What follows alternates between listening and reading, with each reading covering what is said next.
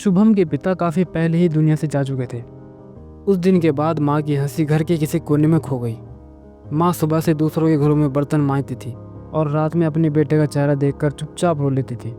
माँ इसलिए नहीं रोती थी कि वो थक गई, बल्कि माँ तो इसलिए रोती थी क्योंकि उसका बेटा सपने देख रहा था। शुभम पढ़ना चाहता था, कुछ बनना चाहता था। हर रात किताब खोलकर वो कहता था, माँ एक दिन सब ठीक हो जाएगा। माँ हंसती थी, लेकिन जब शुभम सो जाता तो वही माँ अपनी आंखें पोंछते हुए कहती थी, भगवान मेरे बच्चे के सपनों को इतना भारी मत बना कि वो उन्हें उठाते उठाते टूट जाए। वक्त बीतता गया। पैसों की कमी ने शुभम को कॉलेज छोड़ने पर मजबूर कर दिया। शुभम ने उस दिन अपनी किताबें अलमारी में बंद करके रख दी और बाहर काम ढूंढने के लिए निकल गया। रात को आया तो माँ ने पूछा, क्या हुआ बेटा? शुभम ने बस इतना कहा, माँ अब तुम्हें रोने की ज़रूरत नहीं पड़ेगी। वो दिन आसान नहीं थे। दिन में मजदूरी, रात में थकान और दिल में अधूरा सपना।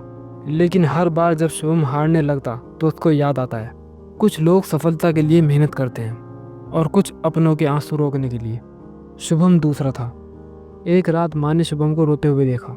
माँ ने पूछा, क्या मैं बोझ बन गई हूँ? शुभम चुप रहा और पहली बार माँ के सामने खुद टूट गया। उसी रात शुभम ने फैसला किया, या तो मैं हार जाऊंगा या फिर इस दर्द को अपनी ताकत बना लूँगा। उसने फिर से पढ़ाई शुरू की और फिर एक दिन वो चिट्ठी आई जिसका इंतज़ार सालों से था। शुभम का चैन हो गया था। उस दिन माँ की आंखों से आंसू गिरे, हाँ, लेकिन वो दर्द के नहीं थे। माँ ने शुभम का माथा चूमा और कहा, आज तुम्हारे सपनों ने मेरे आंसुओं को जवाब दे दिया।